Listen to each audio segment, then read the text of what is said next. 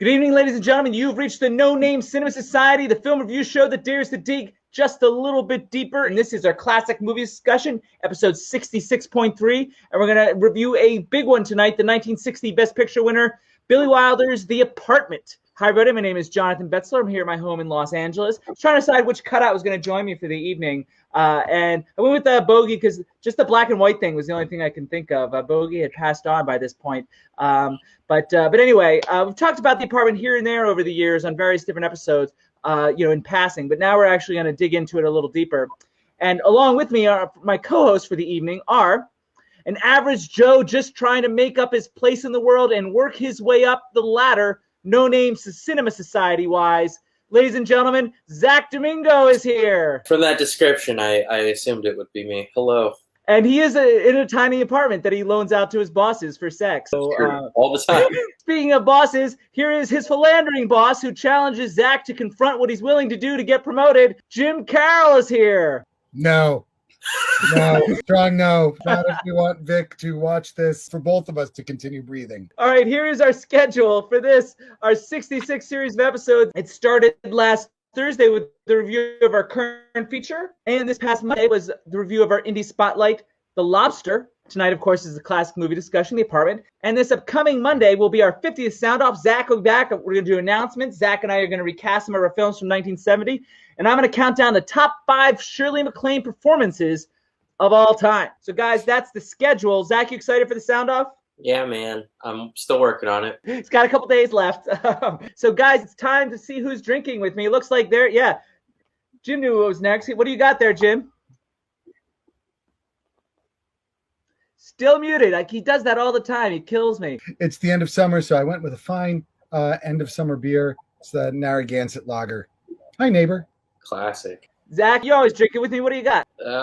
Sorry to disappoint, man. I got unsweetened black tea. No good. I've got Lagunitas IPA. It's glaring off my light here, which I don't like. But Devin brought this over the other night, which was kind of fun, so I'm going to drink some of it. And here are the rules for our drinking game that you as the audience came up with. All these things that we do in the show that you have been drinking to whenever I say contrivance, verisimilitude, or all time you guys drink.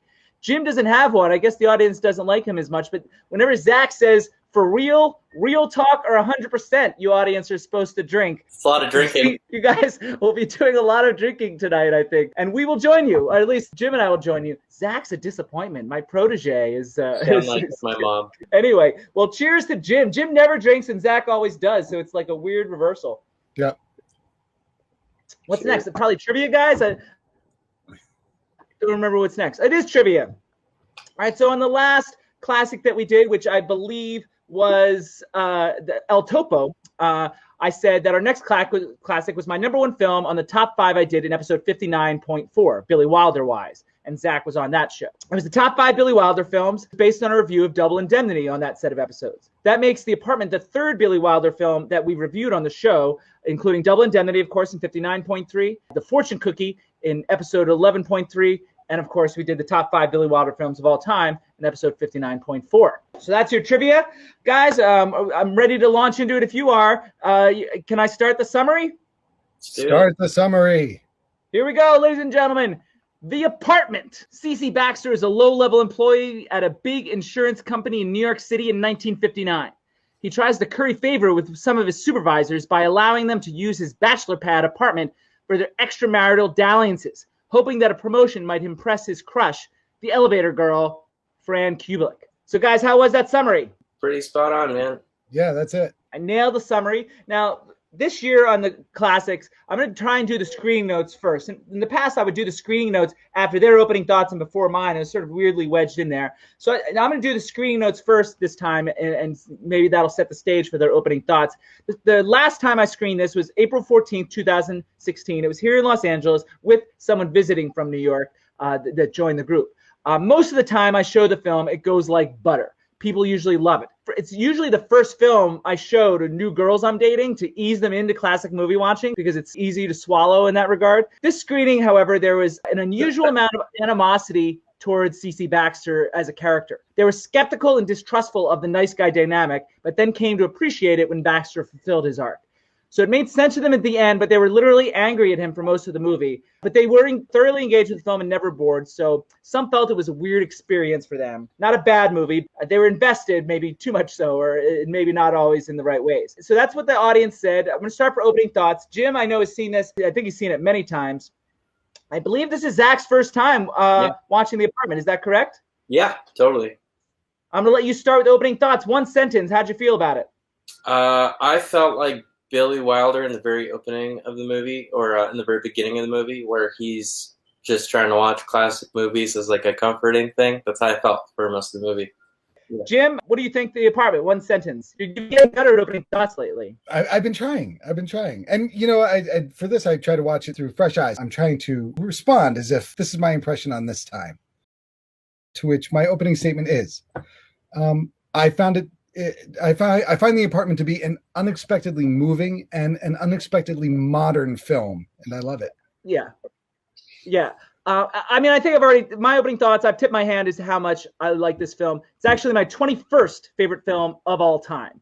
It is a long, long time favorite. So at least Jim and I, it sounds like, are going to be gushing about this. Zach was comforted, and we'll see what he has to say as we dig a little deeper. So we always try to start with the thing that's the most positive thing about the film, but there's so much good things about the film. I was trying to think of where to start, but ultimately I'm going to start with the screenplay as the thing that makes it the most special. I would argue that this script is the template for thousands of films that have come after it, the standard bearer of what we now call the romantic comedy, a term which I hesitate to use because its connotation carries an oversimplification, a sense of fluff, which is far from the case here, and I think Jim was sort of speaking to that in his opening remarks. I would also argue that this film in many ways is the cinematic introduction to what Jim calls the manic pixie dream girl character that Jim refers to all the time, and I think Shirley MacLaine is sort of the beginning of that. So the influence of this film cannot be understated. What I'm about to say, I've said about some other screenplays that we talked about on the show, Casablanca, North by Northwest, Butch Cassidy and the Sundance Kid. I would add this to that list of the top 5 or top 10 screenplays ever written. It just might be perfect. And I want to focus on something related to the script that we don't talk a lot about on the show. And I'm going to call that, guys, the art of the callback. The very best moments of the film, I think, are set up earlier in the film with moments that seem to be cute throwaways. The seemingly harmless satirical references to corporate speak that Baxter adopts into his lexicon sets up one of the greatest lines in the history of cinema. Do you guys know what I think in the film is one of the greatest lines in the history of cinema? Yes, I know exactly what you're talking about. Take it away, Zach. Would I like to get her on a slow elevator to China, which is not what you were going to say, but that stuck out with me so much that I'm going to try to bring it back. No, it's a great line. It just doesn't have as much impact as the line I'm thinking of. Do you know what I'm thinking of? No. What? So I'm curious. What line are you thinking of? That's the way it crumbles, cookie-wise. The words themselves are sort of silly, but in context, it's not only humorous, but an existential point of view. First, in terms of the unreliability of emotions, and then when it's called back later by Fran towards the end of the movie, it becomes an ode to the freedom of choice. And then Fran follows it up with another meaningful callback of a previously innocuous line when she tells him, "I'd spell it out for you, but I can't spell." It immediately follows that. That was one of my favorite lines. It's great. And the combination of the two back to back, I think, is what makes the screenplay so good. It's a hit and then another hit, and they just keep on coming. The champagne gag at the end, the fruitcake, the razor, which I inadvertently stole in my own film Homecoming and didn't even realize when I did it. All of these things are set up gently and then called back later on. There are a ton of more examples. We don't have time to get to them all. It is contrived and manipulative. Contrived, one of the words, by the way, Jim. We have to drink when I say contrived. But from where I sit, it never feels that way. That's why it's such a special art form. The planted moments are so smoothly baked into the cake that you don't feel like you're being set up. So I know that was a long little spiel, guys, but the screenplay is so good, and we could talk about the dialogue for ages itself, but I specifically wanted to call out the craft of the callback because it's not something we talk about a lot, and I think it's important to the film. Zach, what do you think? Yes. I don't have much time. Yes. Yeah, for sure, man. In terms of talking about like the screenplay and all, yeah, I felt like everything flowed really smoothly. It felt very organic. Like I said, I felt comforted the whole time. Like it was smooth. I agree. Like when I say contrived, like it is clearly, but it's smooth. It's so smooth that you don't notice it. Like it's the best way to do something contrived to hide the contrivance. I think you use the word organic. It does feel organic, flows very naturally, but it is by definition something contrived. I mean, like they put in that spelling thing in order to make that last line, like it all connects. Yeah. Jim, what about you with the art of the callback? No, I mean, organic was exactly the word I was going to use for this. It's that, I think when you have characters that are doing things that you feel they would be doing, then it's easier to make those callbacks. Of course he's going to show up to the apartment near New Year's with a bottle of champagne. It makes sense. And that champagne gets to move along. Of course, when we see why is the tennis racket in the kitchen? We see the tennis racket being used. And then later on, it sets up a moment of nostalgia when he finds a tennis racket with the pasta. Every moment makes sense because the initial moment made sense. The script is so tightly woven. I think that's what it really is. Everything feels natural, so you can have those wonderful moments later on. I don't have a section on dialogue because it's almost like goes without saying how good a Billy Wilder dialogue is. Does everybody see my point about that's the way it crumbles cookie-wise as being one of the greatest lines in terms of the function that it has in the film? Yes. Yeah. I know you like the slow elevator to China, Zach, and I think in our personal dealings, since we're both single at the moment and going forward, I think we need to use that. I would agree, yeah. That last section was a lot about like the plot plants and so forth and so on, but this is iconography, which is, I guess, similar. I didn't realize how similar it was, but these are all visual moments, but they are written into the script and help elevate the piece to being something cinematic as opposed to a play on film. And no, this was not a play first, and though it did become a musical play much later, as Jim can tell you. Promises, Promises. Promises, Promises is the name of the musical version, correct. So back to the iconography. Jim already mentioned the pasta that I was going to mention, the single strand of pasta on a tennis racket. Sorry. It's good. The broken pocket mirror, the bowler hat, the record from the Chinese place, the gun itself. All those objects have private moments with the characters that have meaningful impact and offer emotional insight. It's delicate and, quite frankly, brilliant, and it's how you make movies. That's a grand statement. I believe it wholeheartedly. Attaching meaning to those objects, the iconography, that's really the secret to making movies. Jim, I'll let you go first this time. I don't know if I have anything to add for that because I think that's absolutely right. It indicates so much to the character for us. Seeing the gun lets us know that Baxter's being honest and open. These small moments work on so many levels. Yes, the champagne is a bit of a gag, of a comic gag. It's a relief when it pays off. Or like a misdirect. I don't know if it's that comic because it suggests potential suicide, but it's a misdirect. Misdirect is a much better word. Yeah. Zach? Yeah, I don't really have much to add either, man. I mean, you guys are right on the money. I just watched it right before we started this. It's still sinking in for Zach. Yeah, it's sinking in, and it's in like the best of ways. Is anything else on the screenplay? No, it's so good. Is there any objection to me doing it first, saying it's the strongest element to the piece? I mean, yeah, I think it is the base layer. Like, it is the foundation that everything else is built from. It wouldn't work so well if it didn't have the performances it had. Like, Jack Lemmon and Shirley MacLaine really make that work. We'll get to that. But I do want to talk about Billy Wilder himself. We already did a top 5 on him, and like he's one of the best directors ever. And with a style and tone that's really all his own. Like, he did one movie from our 1970 interview. I don't think Zach watched, The Private Lives of Sherlock Holmes, which is one of his last films. This type of film is right in his wheelhouse. One thing that I said in doing the top 5 Billy Wilder films is that this film is the greatest balance ever of comedy and drama. One of the hardest things to do is balance that. And this film weaves back and forth between a laugh and an emotion so seamlessly and with such precision, it's almost unthinkable. And some moments manage both at the same time, amazingly. Jim sort of alluded to this thing about Jack Lemmon's monologue about his own suicide attempt. One of the best moments of Lemmon's career, by far, as far as I'm concerned, jokes and pathos at the same time. He says the line, "It took me 6 months to walk right, but I got over the girl in 3 weeks." That sentence alone is a roller coaster. Some of that has to do with the writing, and that dialogue is scripted, of course, but I've always believed tone was something that was achieved in execution. The shot choices, the edit, the scene work, and the blocking. The entirety of The Christmas Party is another example. Between Mrs. Olsen and then the bowler hat sequence, there's a ton going on, but it's not overwhelming to a viewer. I think Zach's comment of comforting, I think, is really on point there. On the contrary, instead of all that's happening being overwhelming, it's satisfying and compelling, full. Zach, what do you think? You know, it got a lot darker than I thought it was going to get, because it does start off in a way where it's like, it's comedic, and then all of a sudden they drop this pretty big bomb that becomes the main plot points through the rest of the movie. It was comforting. I found myself just kind of easing back and like wanting to kind of go along for the ride and see what happened, you know.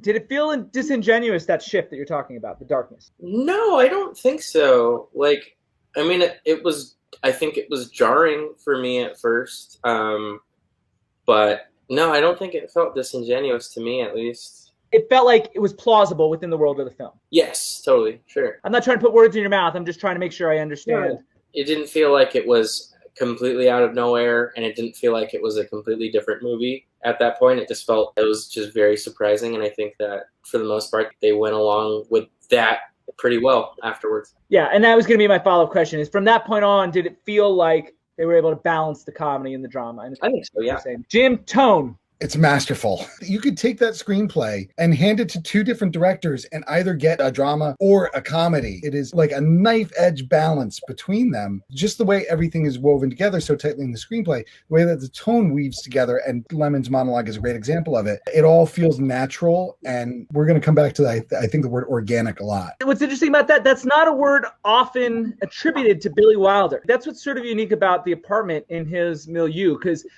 you know, even you look at Some Like It Hot, which people love. AFI ranked it the greatest comedy of all time, part of our 1959 in review. Even Double Indemnity, on the flip side, both of them are sort of heightened worlds. Double Indemnity much darker, Some Like It Hot much lighter. Both of them are sort of heightened worlds. As 7 Year Itch is very heightened kind of a world situation. This is very different in terms of the Wilder milieu. It is a lot more honest and real, possibly why it's my favorite of his films. I think there is a moment in the beginning where you first key into Jack Lemmon and he's at his little adding machine and his head is sort of bopping along with it. You could be forgiven into thinking that it was going to be more comedic. I think Wilder's deliberately giving you this to be like, this is what you know. This is what you expect from me. This is from the guy that brought you Some Like It Hot last year. So you're expecting a few bit of these Lemony jokes. By Lemony, I'm referring to Jack Lemmon. In doing all the work for Monday's show, doing a lot of research onto Shirley MacLaine, and as far as The Apartment's concerned, one of the things she talks about, you talk about how tightly woven the script was, improvisation was verboten. She was mad at first because, like, I guess it was her first day, and like she had a 4-page scene in the elevator with Jack Lemmon, and she missed like 2 words, and it was a 6-minute take, and they made her redo the whole thing for missing like a the here and there. It seems like maybe tyrannical, but you talk about how tightly woven the script is. I can see in this scenario anyway, how maybe missing a the, one bit of timing off. This tone is such a delicate balance. It's a house of cards. If anything's off, it doesn't all add up as smoothly as we feel like it does. Because we use the word organic, and yet it was very much not so in the making of it, or they worked very hard to make it organic. Another thing that Billy Wilder is traditionally great at is blocking for camera. It's been a strength of his over the years. He's not known as a flashy or overly visual director, but his scenes unfold with a fluidity that masks the exacting precision, and that allows him to find meaning without you realizing it. For example, at the very end, Baxter tells Fran that he has a date, and he points in the direction of a girl by the newsstand. Once Fran leaves, he walks towards where that girl is, but then walks right past her, and the girl's real escort comes out just the right time to whisk her away, and it's impactful. Baxter's still alone after all, and it's the simplicity of that moment that makes it beautiful. Even later, when he's quit his job, the timing is perfect without you realizing it, so that he can tell off Sheldrake and already be dressed and ready to go home as soon as he delivers his last zinger of a line. All shot from a low angle, so you have the subconscious sense of how Baxter has grown. Even simple details of him unloading the tissues in his pockets to get to the key to give to Sheldrake when he's first making his deal with the devil. It's a small thing, but it's as if he's unloading his scruples, his own morality onto the desks. And then he realizes he left the snotty things on the desk, and he has to debase himself even further to go back and get them. And note how simple it seems and how mindless Lemmon is as he does it. But those details add up to weave a tapestry of meaning. Jim, I saw you smirking during my little spiel there. No, I think you're right. I mean, I don't really have anything to say. I'm enjoying agreeing with you 100%. for once. Oh, he said 100%. It doesn't count when Jim says 100%. Zach's got to say it for us to drink. I agree 100%. All right, here we go. Drinking. Yeah, ready.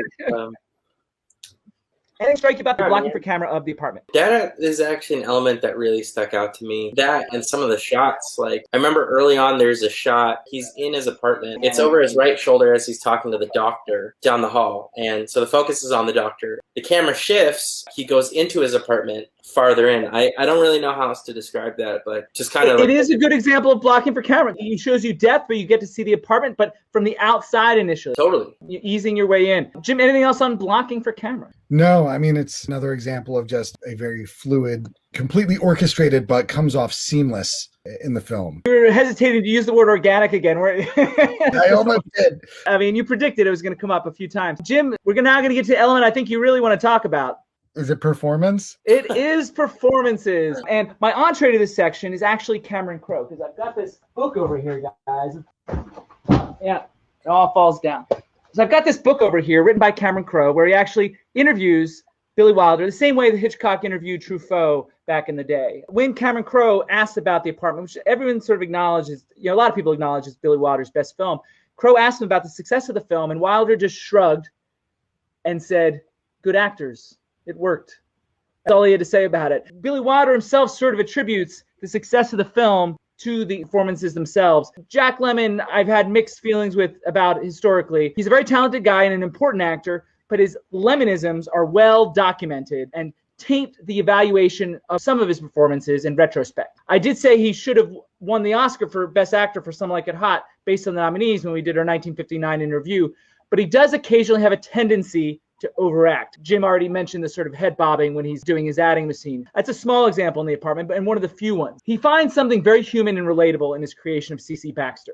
Some moments are better than others as far as he is concerned, and the aforementioned suicide monologue is among the best moments of his career. Guided by Wilder, he manages to work that balance of humor and pathos in a uniquely deft way, and his famous isms actually, I think, helped round out this character instead of distract.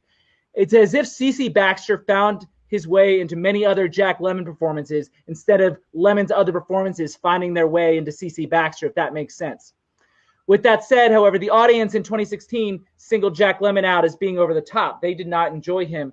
I think it is one of the better roles for him, and it is a good performance. Jim, you like him, I think. I do because I think Jack Lemmon is able to navigate that comedy drama boundary really, really well. And I don't know if other actors would have as much success jumping back and forth over that line, where the comedy would feel a little bit forced or the drama would feel a little bit light and not emotionally connected. I think that Lemmon was sort of the perfect person to play C.C. Baxter. I think you're right, though. I think in a way that C.C. Baxter sort of manifests himself in other Lemmon films. Everything was right for this role. And yeah, 3 years later, the three of them, McClane, Lemmon, and Wilder, would re-team in a film called Irma la Douce. Takes place in Paris. It's like a French version of C.C. Baxter. It's really awkward. Jack Lemmon. I don't really have the same history with him as you guys do, and what I mean by that is I'm not that familiar with his work. It's one of the big gaps in my film viewing, so I didn't go into it with a certain expectation. I thought he played the character great. I think it's probably going to circle back to this in terms of like when you first screen this and people having issues. I could see that. It didn't really bother me to the point where it took me out completely, but I wouldn't say that was the actor's fault at all. Now on to Shirley MacLaine. As I alluded to earlier, she practically creates an iconic type with her performance in this movie. Yeah, I absolutely see where it's going there. But I think that the key difference between the Manic Pixie Dream Girl and Fran Kubelik is that the Manic Pixie Dream Girl exists only to support the guy's hopes and dreams. She's there as a way to facilitate his hopes and dreams. With the apartment, we see that she has her own life, her own goals that are separate from C.C. Baxter and her own problems that she's trying to deal with on her own. She's not there only to support and lift up C.C. Baxter. She's dealing with her own stuff. And I think that is a marked separation from the Manic Pixie Dream Girl archetype. I actually didn't realize that Manic Pixie Dream Girl was as defined as that. The real through line for a lot of the Manic Pixie Dream Girls, like Natalie Portman and Garden State, were really only to help Zach Braff achieve his character's closure. I do think that there is a through line from her character down towards where we see these later iterations. Never expected Natalie Portman in Garden State to be the prototype for the Manic Pixie Dream Girl. I think we're getting off topic. Of all the movies to choose, a Zach Braff film from 06 or something that he chooses. I usually go with Zooey Deschanel in 500 Days of Summer. I think that's a pretty common. Back to Shirley MacLaine, because I don't get too far off topic. I actually think she's a little more successful than Jack Lemmon. What impresses me most about the performance is her raw vulnerability without ever losing her dimension, which Jim sort of alluded to in our Manic Pixie Dream Girl talk. She's always a real person, in pain, in love, confused, but never melodramatic about it. She also, like Lemmon, manages the tricky tone and has enough charisma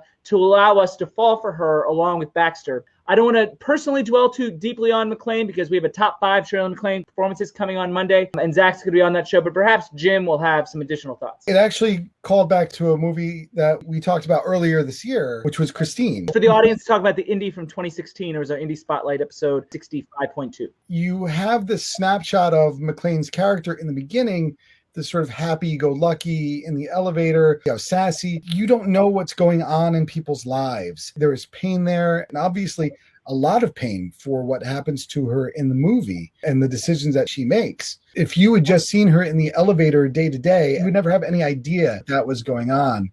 He's in love with the ideal of her and not necessarily. Yeah, I mean, I think absolutely. Myself. I think every one of those men who talk about her is in love with the girl in the elevator and not the person that Fran is. We're sort of drifting towards T-word territory, so I'll come back to Shirley MacLaine's performance. That vulnerability that you talked about immediately lets you, the viewer, in. It's difficult for an actor to immediately get an audience to side with them from a glance, from a look.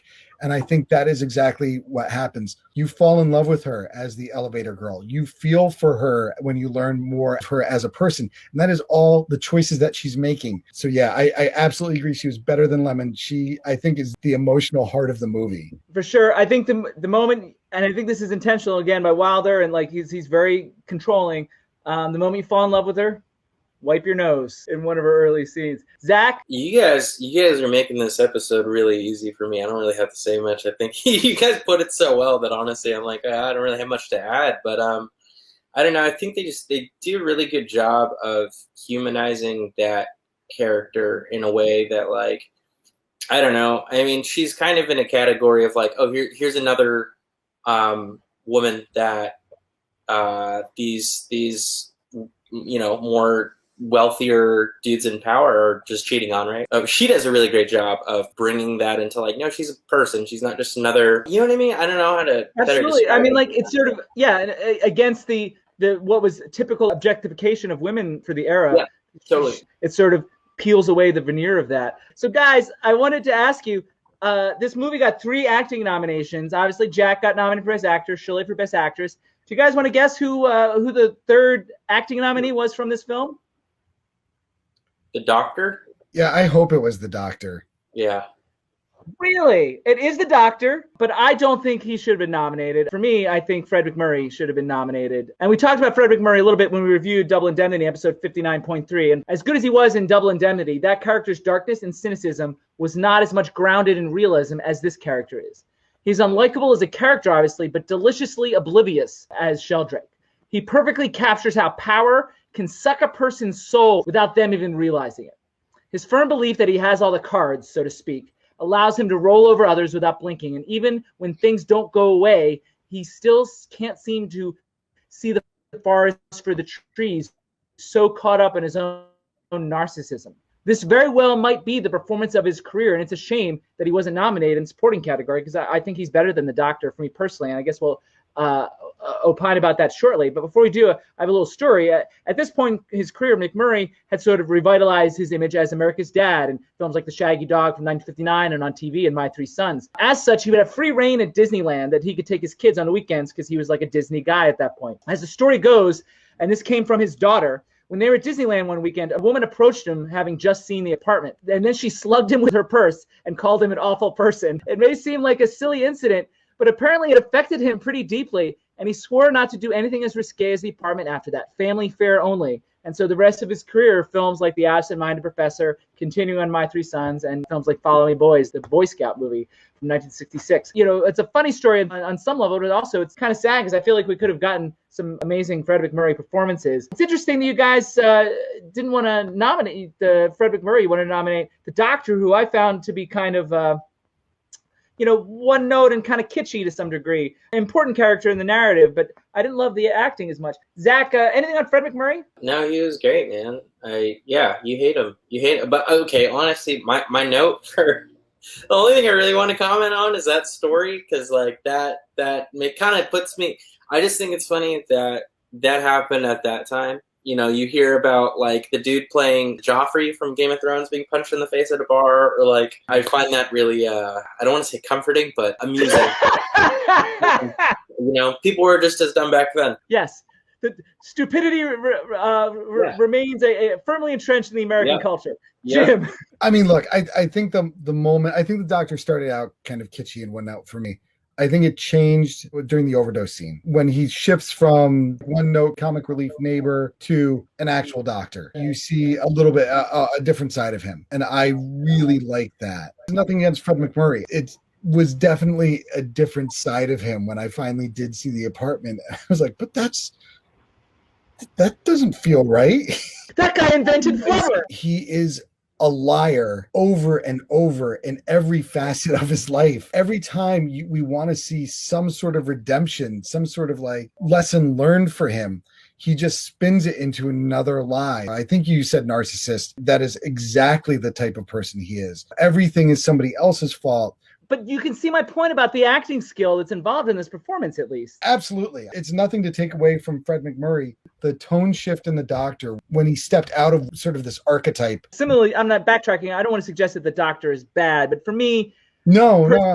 Fred MacMurray is exceptional, and Jack Kruschen as the Doctor is a good tertiary fringe player, kind of thing. Sure. Important to the story, a nobler character for sure than Fred MacMurray's, and maybe it says something about my soul that I just am impressed with that what Fred MacMurray brought to that character. And as evil as he is, he never feels unreal, and I think that's the difference between this and Double Indemnity. Zach, anything more on Fred MacMurray as an actor? Not really, man.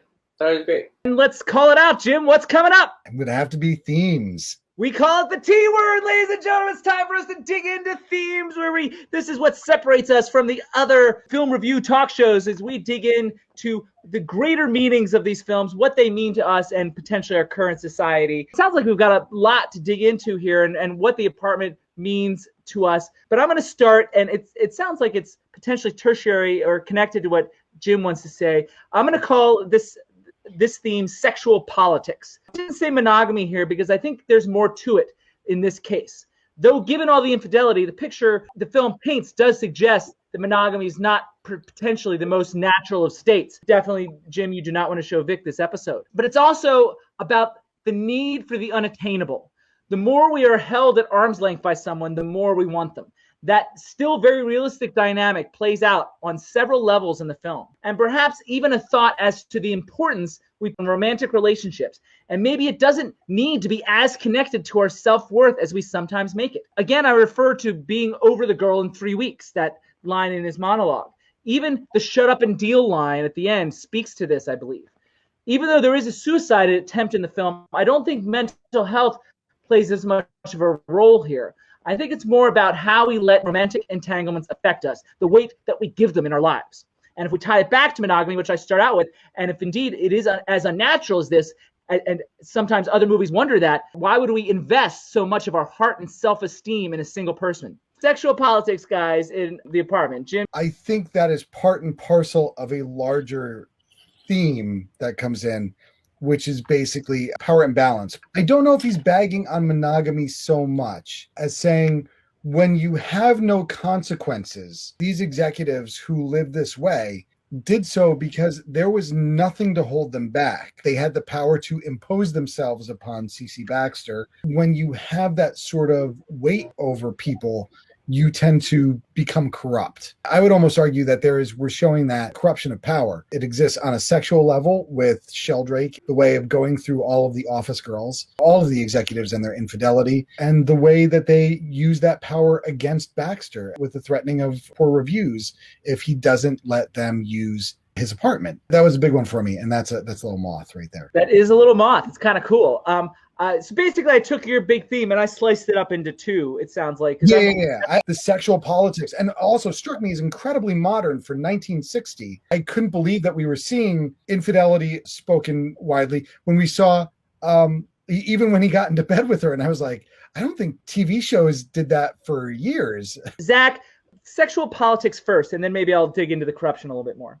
Yeah, I think, I'm going to kind of go back to what I was saying when we were talking about the Shirley MacLaine performance, where, her performance really humanizes and like you were saying, peels back the veneer on these characters that I think is very easy to just kind of throw as somewhat throwaway objects. They're just literally there to serve the male character. I think that's where the Marilyn Monroe reference comes in. I think that's what Jim was hinting at. I think it's important that character is so Marilyn Monroe-like, sort of to set up, she's not too bright, this girl, and she's intentionally played that way, and sort of like hinting at how the men have raised up Marilyn Monroe because they want this sort of, the ideal is this unintelligent 24, 36 kind of hourglass body person. I think that small moment actually has a larger impact based on what you're talking about.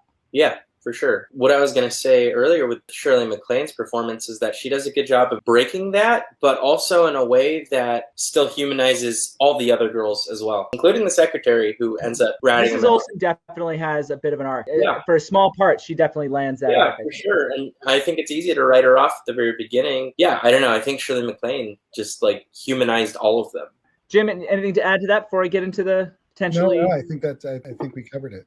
Well, and I'm sort of going to piggyback off of your theme with my other theme that I call a sub-theme that leads back into power and corruption, and I'm going to call it corporate culture. And it's a sub-theme at first, but worth mentioning because it's interwoven into the fabric of the film, and that's a corporate culture that, while they're mocked. The film sets up a culture of bullying and blackmail, with advancement more reliant on social structure than on performance. It not accidentally seems to resemble a schoolyard dynamic, which could be further read as a comment on arrested development for men.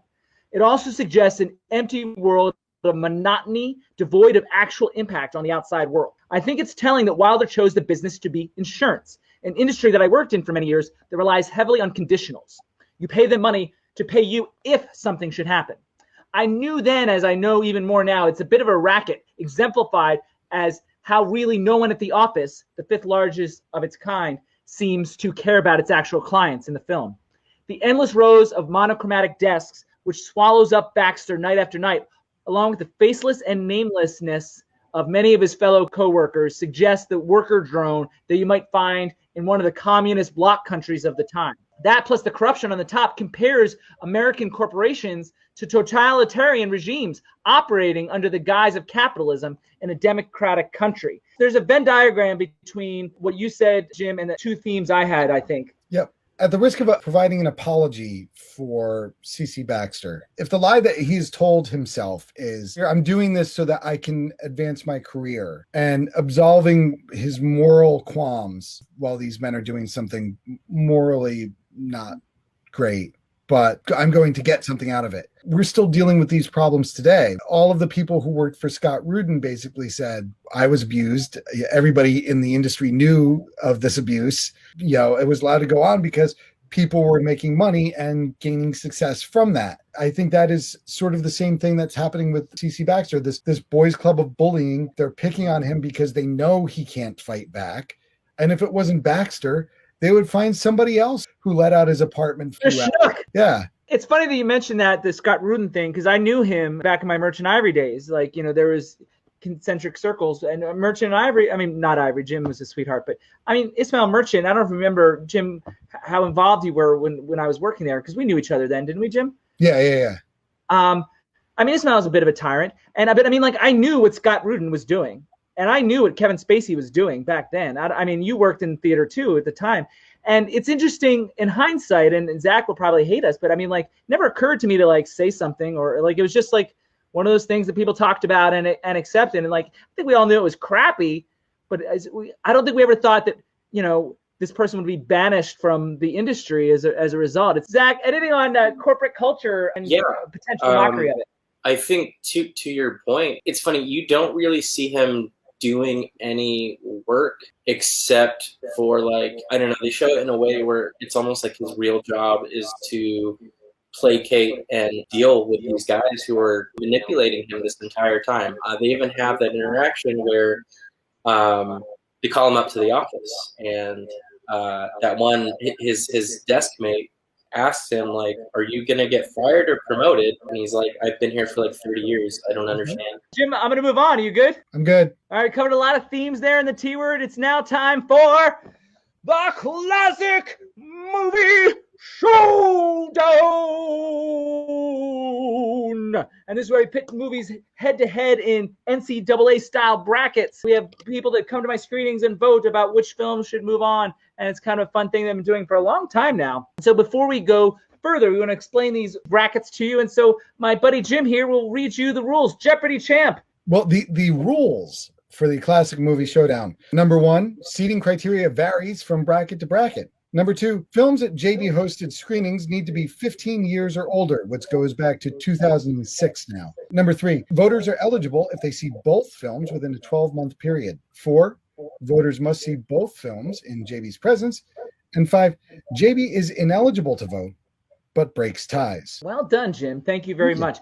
So we are in the 1960s bracket tonight, and it takes us back to a couple different shows that we've been on. In episode 57.3, Jim, now he's got headphones. Do they work? Are they styling? They're not styling, but as long as they work for you, I'm happy. Jim was on with us on episode 57.3 when we reviewed the film Faces. And when we did the bracket showdown then, we had The Apartment as a number 1 seed going up against 16 seed Faces. And of course, The Apartment was the winner of that particular showdown. Zach, I don't suppose you've seen John Cassavetes' film Faces from 1968. I have not. Didn't think so, but I thought I'd give him the opportunity. But then in episode 61.3, which was just last year, Zach was on that show when we reviewed From Russia with Love. Do you remember that, Zach?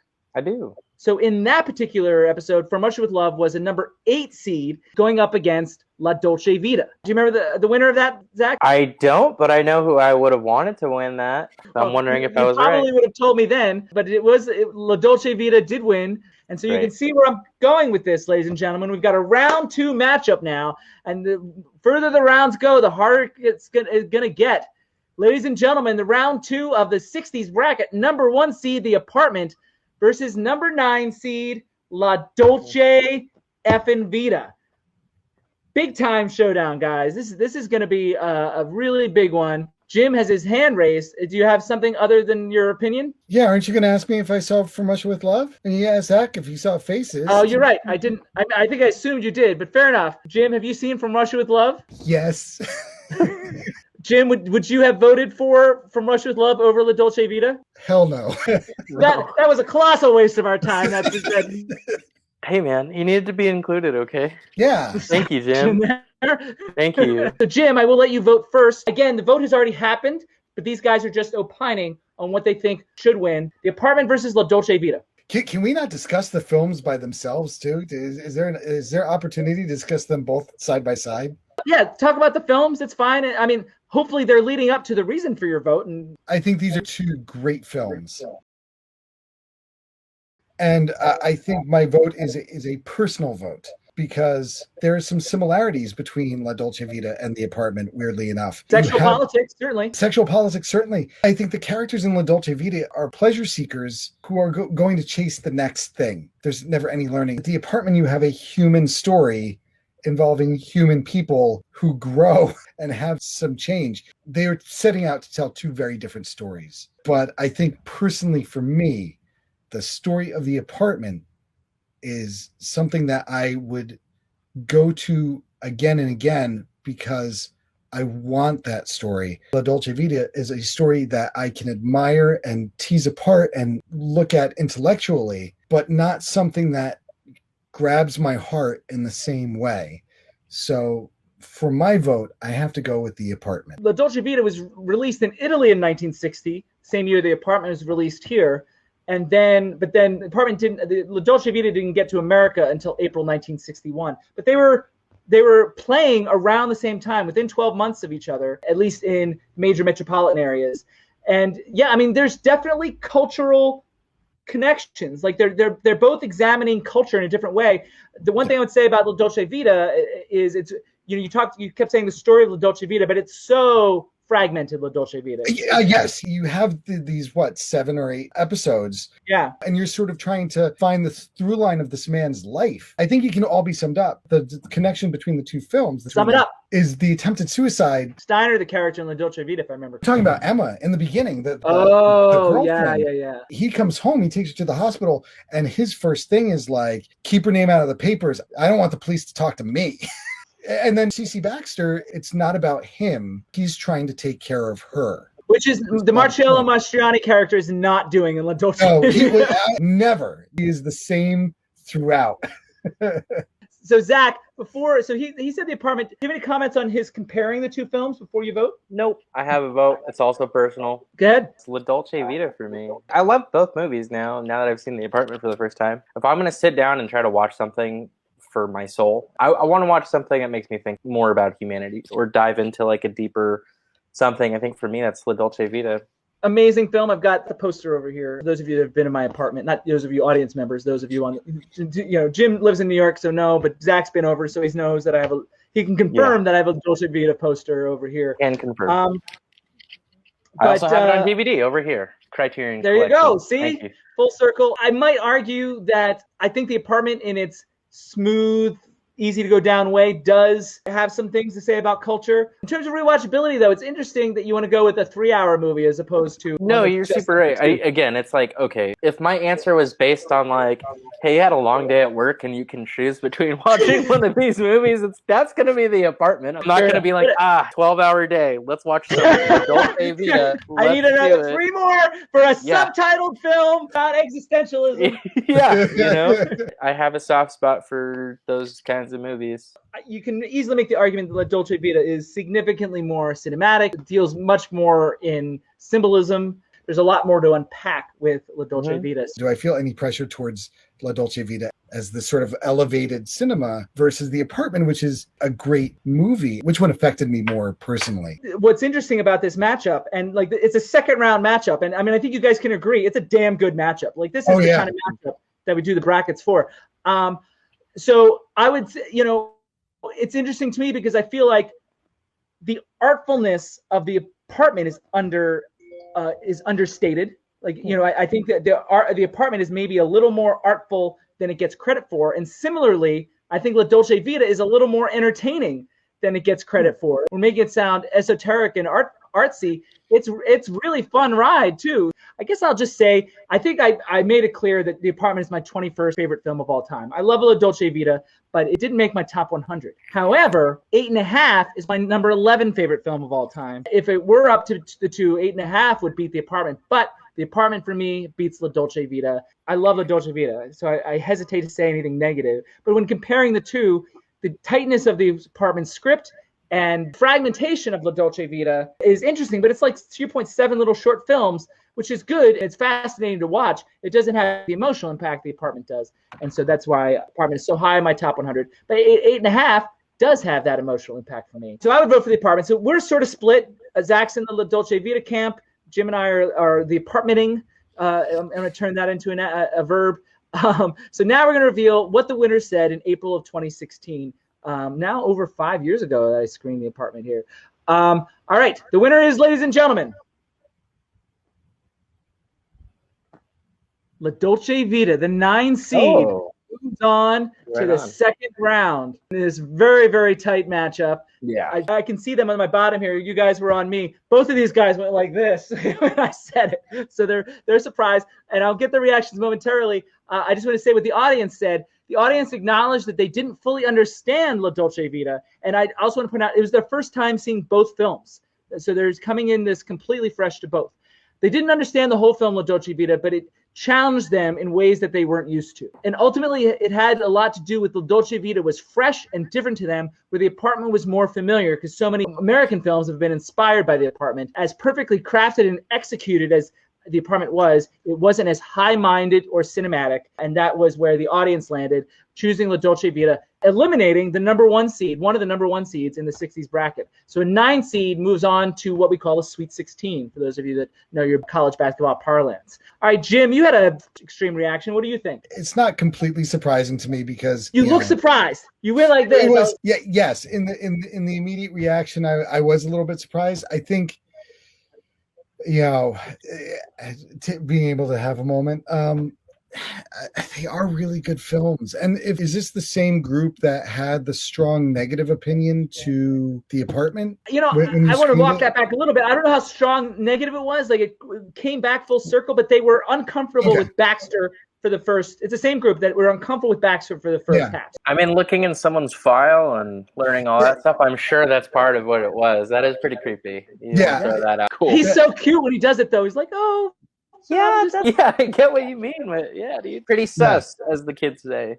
Jack Lemmon, you could look at my file anytime. And you look at like Marcello Mastroianni's entire arc. It's funny that you mentioned that because they were very forgiving of Marcello Mastroianni. True. He does a lot worse than Baxter does. So Zach, reactions, you seem pretty surprised as well. Yeah, well, I figured that you would favor The Apartment given what you had already said about it. I do appreciate that you did bring up 8.5. That would have split it for you. I don't think there's any loser, you know what I mean? Like, they're both really great films. For sure. And it's almost unfortunate that they met this early in the bracket, and The Apartment won Best Picture, so that leads it to be a number one seed. That's surprising, is that because it's how good it is, but it was at the time of like bigger film. Ben-Hur won the year before, so for a little film, The Apartment to win the year after seems a departure, if you will. Then the West Side Story, a big musical the year after that, Lawrence of Arabia the year after that. So in the middle of all these big epic films is little teeny The Apartment. Guys, it's time for closing thoughts. Zach, closing thoughts. I just want to sit back and take this movie to, slow elevator to China again. It's a great movie. It was really fun to watch. I don't know, man. Are you going to take the movie on an elevator to China, or is there a girl on this elevator with you? Either or, both. Jim? Look, we haven't touched on this yet. And before we go, I think this closing thoughts are a great time to mention it. How nice it was to see an appropriately sized New York apartment in a film. Although in a really good neighborhood. He lived on West 60-something. Really good neighborhood. I chalk that up to be late 1950s, early 1960s. Fair enough. The apartment is tiny. It's a tiny movie. It's a tiny apartment. So it all worked out. The apartment in the movie is about the size of Zach's apartment now. Yep. Pretty much. Living solo. That's why the film is modern. Yeah. Trivia for our next classic is we're going back to our 1988 in review, a sci-fi musical starring one of that year's Oscar winners. Next up, whoever is coming up this Monday is our sound off, where we're going to have an announcement. Zach and I are going to recast some films from our 1970 in review, and I'm going to count down my top 5 Shirley MacLaine films of all time inspired by tonight's discussion of The Apartment. So that's coming up in just a few days or so. So guys, say goodnight to the audience. Good night, audience. So long. And with that, ladies and gentlemen, this meeting of the No Name Cinema Society is adjourned.